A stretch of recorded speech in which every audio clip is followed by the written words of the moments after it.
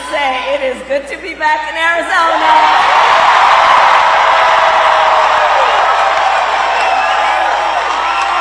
There are so many. This is an extraordinary group of leaders, and I thank you all for the time that you have taken to be together, for us to have this. I love you back.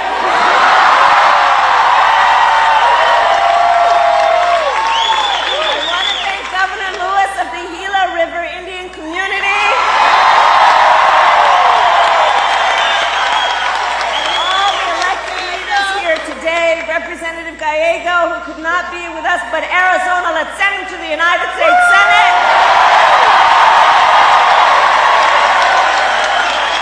And let's send former Navajo Nation President Jonathan Nez to the United States Congress.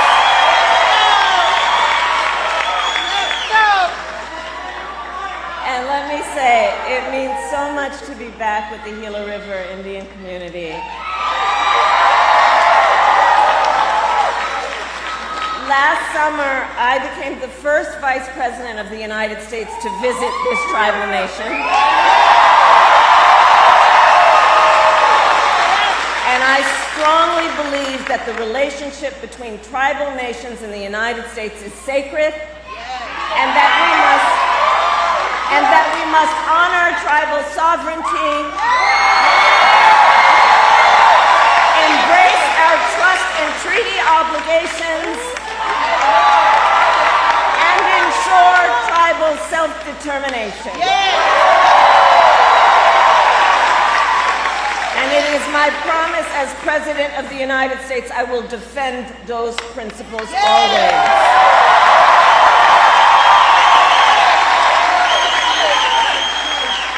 And before I continue, I will say a few words about Hurricane Milton, which has cut a path of devastation across Florida and follows closely, of course, on the heels of the damage caused by Hurricane Helene to communities across the Southeast.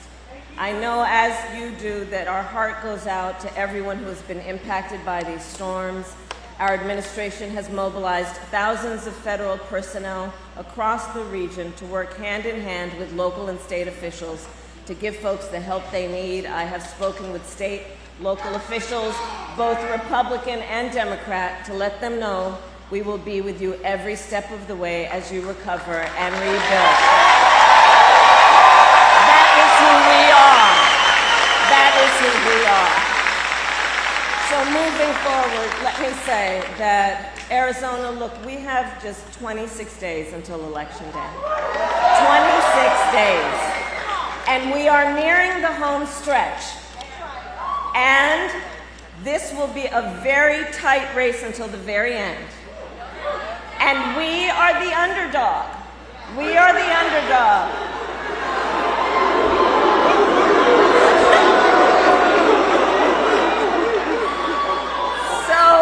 So we have some hard work ahead of us, but we like hard work.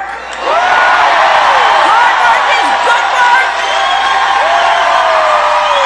And with your help in 26 days, we will win.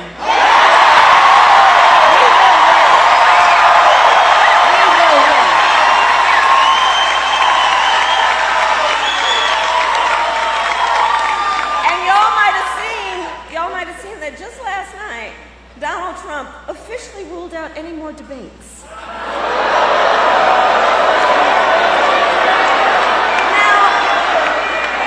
I think it's a disservice to the voters. I also think it's a pretty weak move.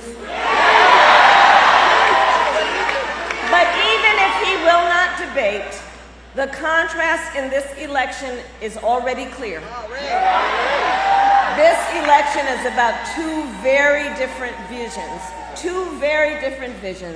for our nation.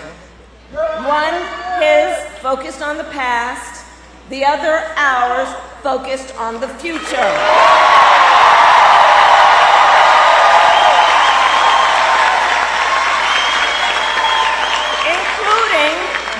Focused on the issues that matter most to working families across America, like bringing down the cost of living, investing small businesses and entrepreneurs? Do we have any small businesses in the house?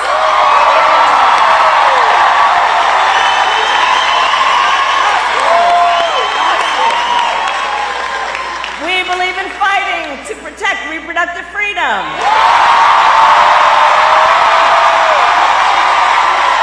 And we will always fight to keep our nation secure and honor our military service members.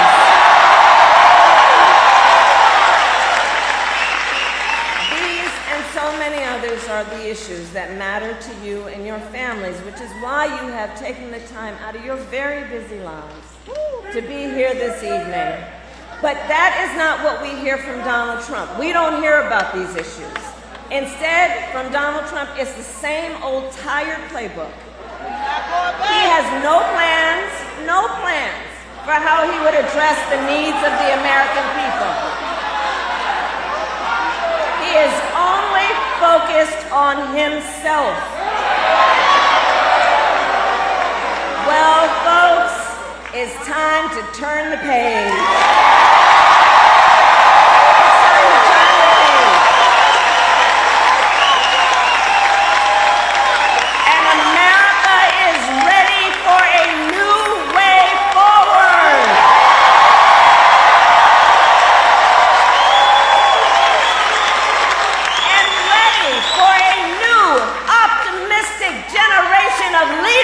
For our country.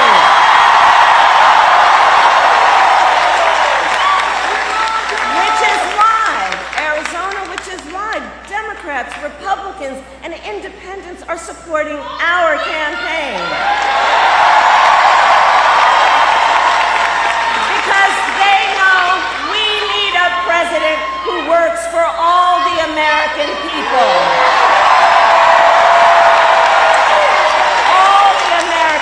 Because we know we have so much more in common than what separates us. And we are exhausted with those who would try and have us as Americans point fingers at each other. We're tired of that.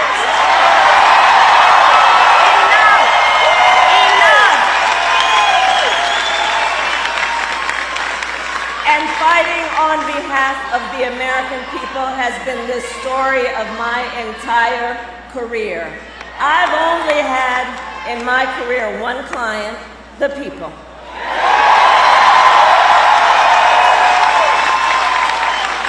As a young courtroom prosecutor, I stood up for women and children against predators.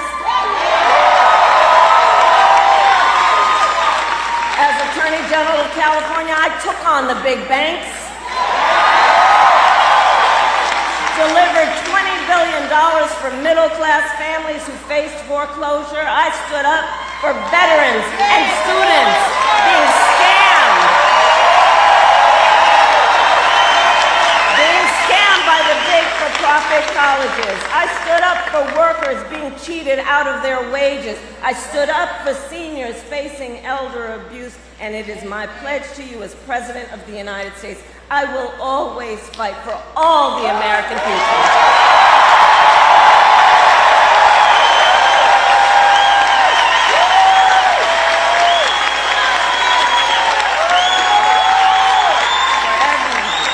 And together, we will build a brighter future for our nation.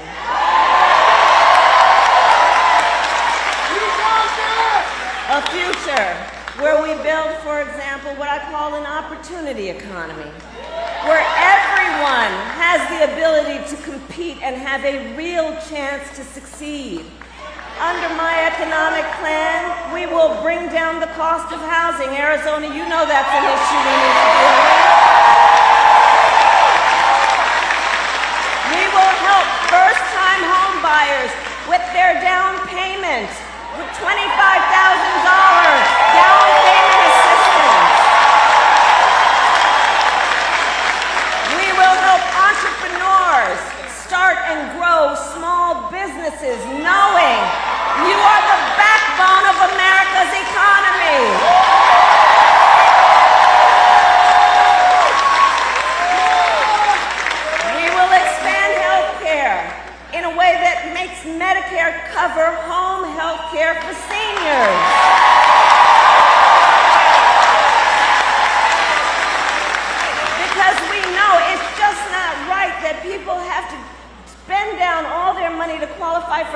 Medicaid to be able to take care of what is basically about dignity when it comes to home health care. It's about dignity. And so part of my plan is to recognize you who are members of what we call the sandwich generation, who are taking care of your young children and your parents at the same time. Knowing what that does in terms of the emotional, the physical, the mental burden that you are carrying, just trying to take care of your family. And we need to have policies in our country that see you and lift you up, knowing it is a matter of dignity and just what is right.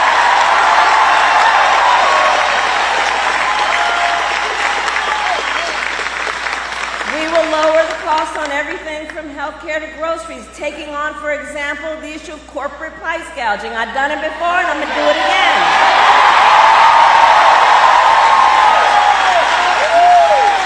We will give a tax cut to 100 million Americans, including $6,000 during the first year of your child's life to help you be able to buy a crib or a car seat or all the things you need at that critical stage of your child's development.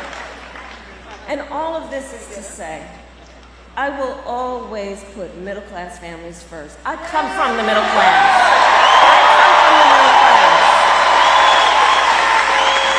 And I will never forget where I come from.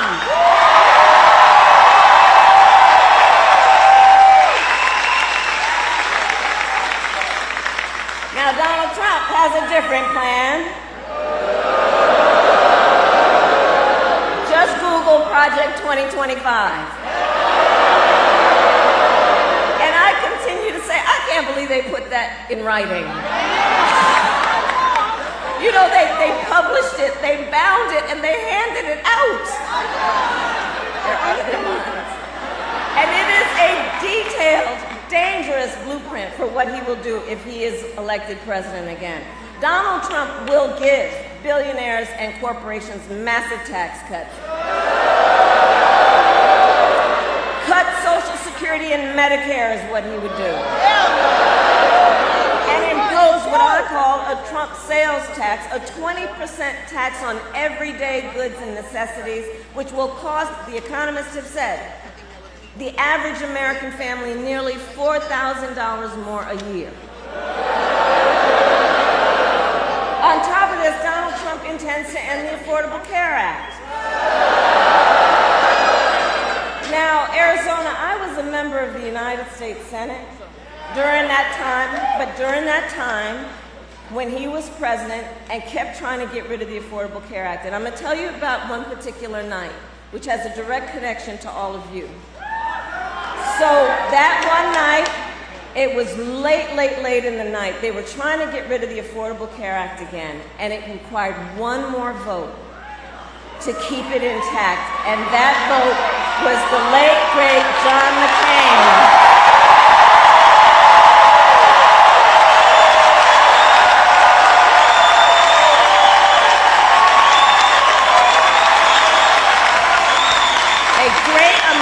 A war hero, John McCain, and I'll never forget that night.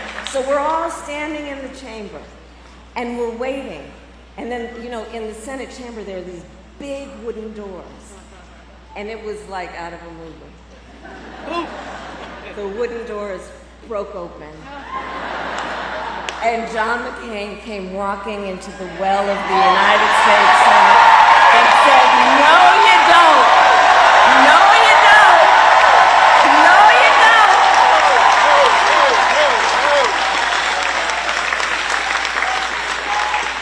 But Donald Trump is trying to get rid of the Affordable Care Act still. And here's the thing. He has no plan to replace it. Oh, you watched the debate. You watched the debate. So remember, he's got, quote, concepts of a plan. Concepts. Okay, so let's think about that. You know, I've said, because it's true, he is an unserious man.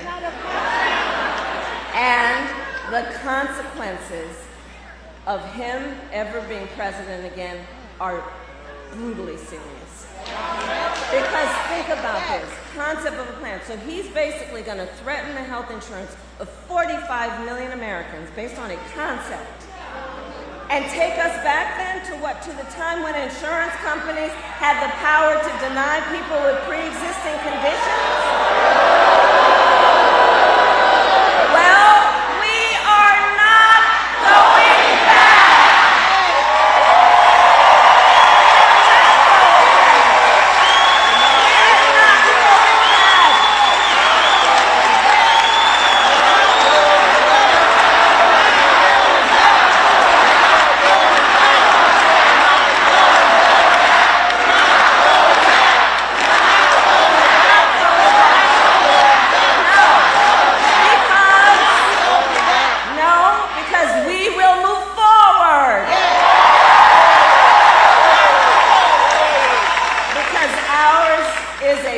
For the future, and it is a fight for freedom.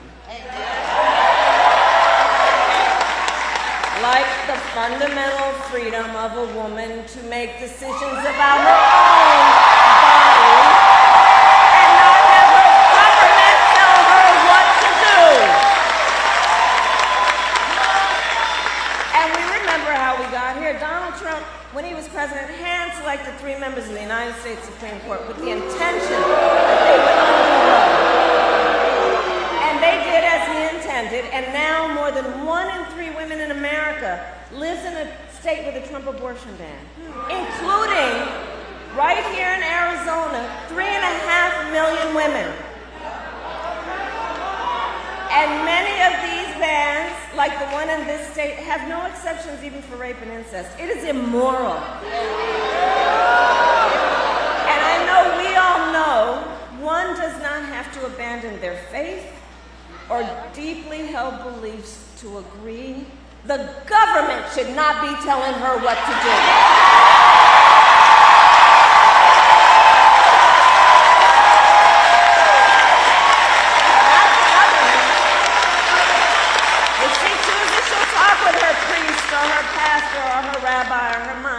But not the government. So Arizona, we need to fight this battle on every front, and in this election, you have the chance on the state level to vote yes on Proposition 139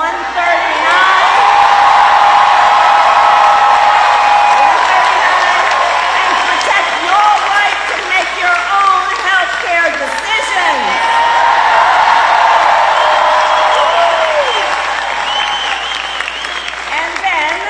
When Congress passes a bill to restore reproductive freedom nationwide, as the President of the United States, I will proudly sign it into law.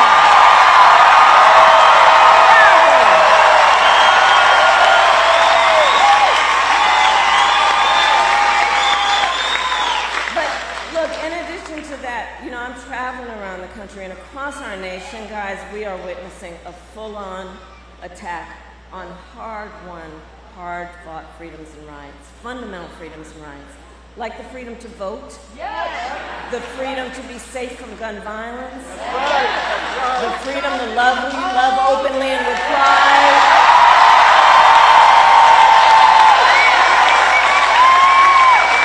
and the freedom to breathe clean air and drink clean water.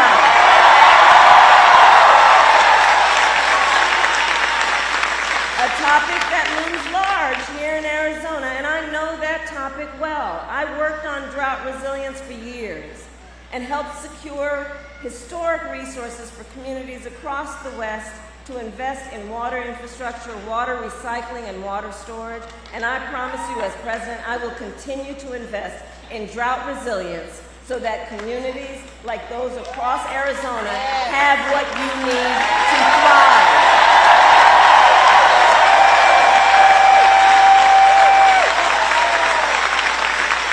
So look, so much is on the line in this election, 26 days to go. And this is not 2016 or 2020. The stakes are even higher. Because remember, a few months ago, the United States Supreme Court told the former president he is effectively immune from whatever he does in office. Now, because you all know, just imagine Donald Trump with no guardrails. He who has vowed if he were reelected, he'd be a dictator on day one. Who will weaponize the Department of Justice against his political enemies, and who has called for the, quote, termination of the Constitution of the United States of America. And let us be clear. Someone who suggests we should terminate the Constitution of the United States should never again stand behind the seal of the President of the United States of America. Never again. Never again. Never again.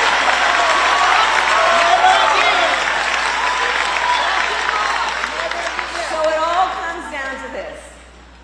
Generations of Americans before us have led the fight for freedom, and now the baton is in our hands. The baton is now in our hands because we here know what is at stake, and we love our country. We love our country. And I do believe one of the highest forms of patriotism USA! USA! USA! USA! USA! USA! USA! USA! USA! USA! USA! And one of the highest forms then of patriotism, of the expression of our love of our country, is to fight for the ideals of our country and to fight to realize the promise of America.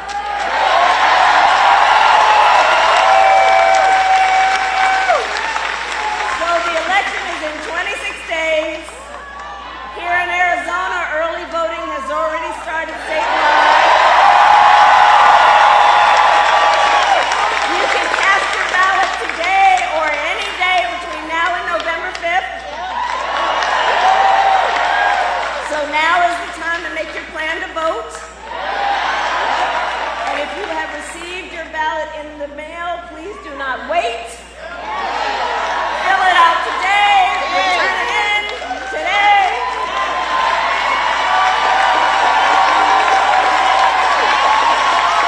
I think some of you have. Because, folks, the election is here. The election is here, and we've got to energize and organize and mobilize. And please, let's always remember, your vote is your voice. And your voice is your power.